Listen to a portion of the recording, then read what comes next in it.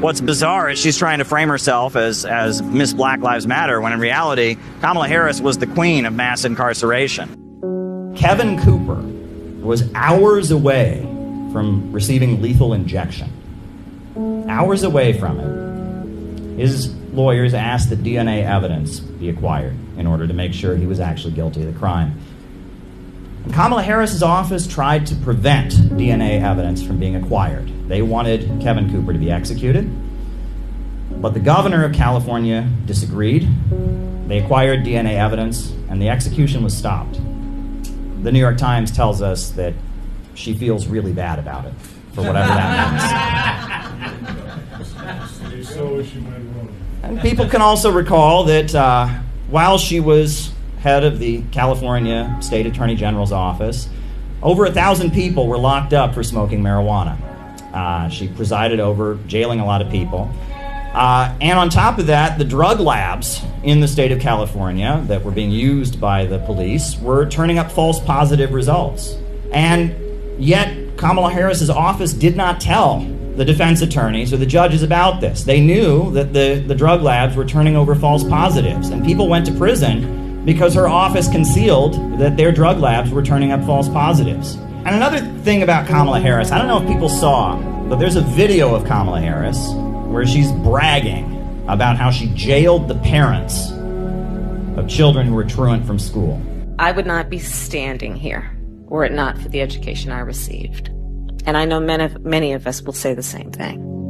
And I believe a child going without an education is tantamount to a crime.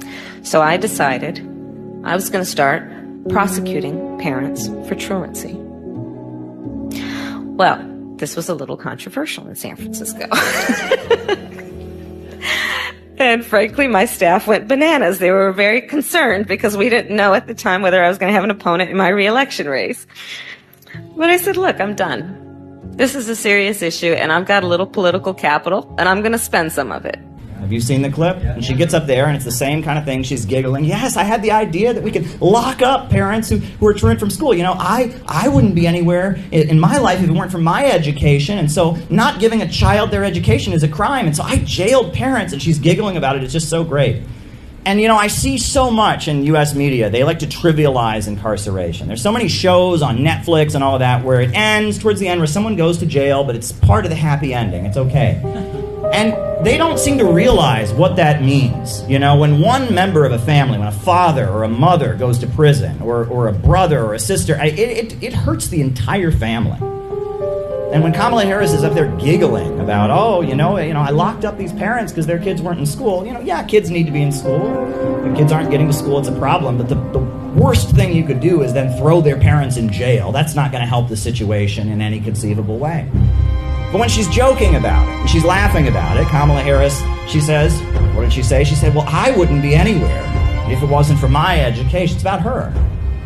The big line when she was calling out Joe Biden, when she was trying to contend with Joe Biden in the presidential election, what did she shout at Joe Biden? She shouted, "That little girl was me!" You know, there was a little girl in California who was part of the second class to integrate her public schools.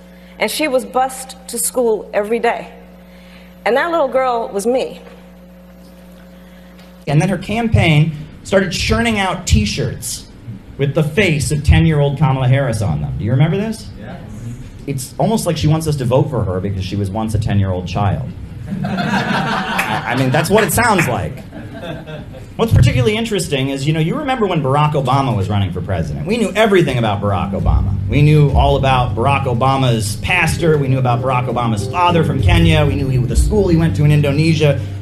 But Kamala Harris, barely anybody knows anything about Kamala Harris. Well, Kamala Harris's mother, who's now deceased, was from India, was a cancer researcher.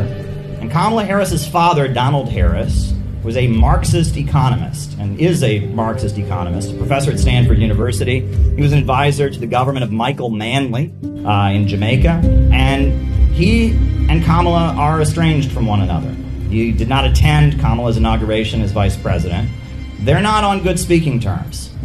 But the more you look at it, it's very clear that Kamala Harris sees herself as a victim. The way Kamala Harris speaks, the world has been unfair to her. And she blames Donald Harris for that to some degree or other. We don't know why. We also, there's rumors, we don't really know what happened when she was in Quebec. We just know she never talks about the years that she spent in Quebec.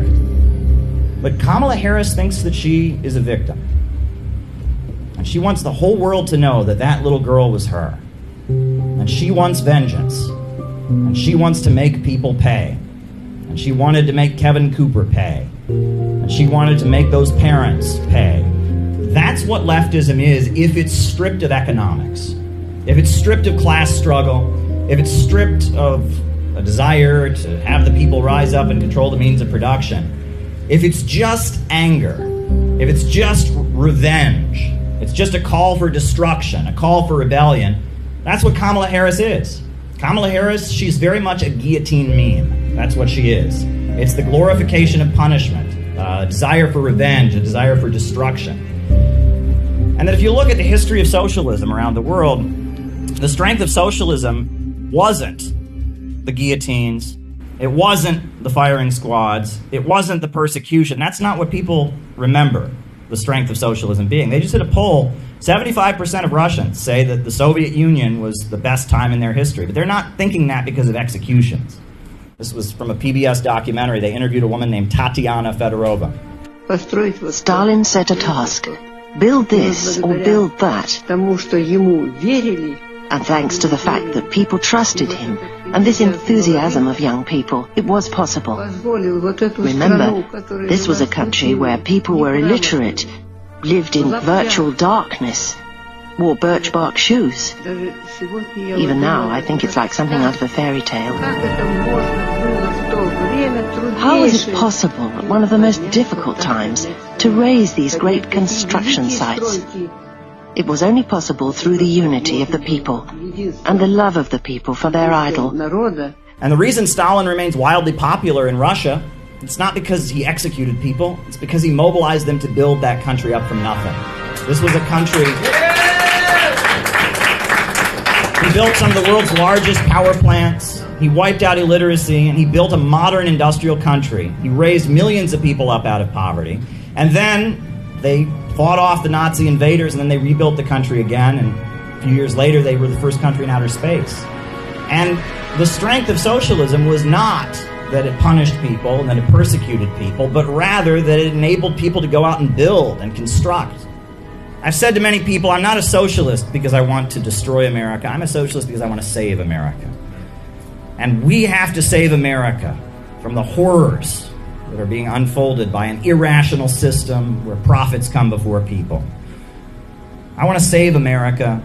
I want to build a better world.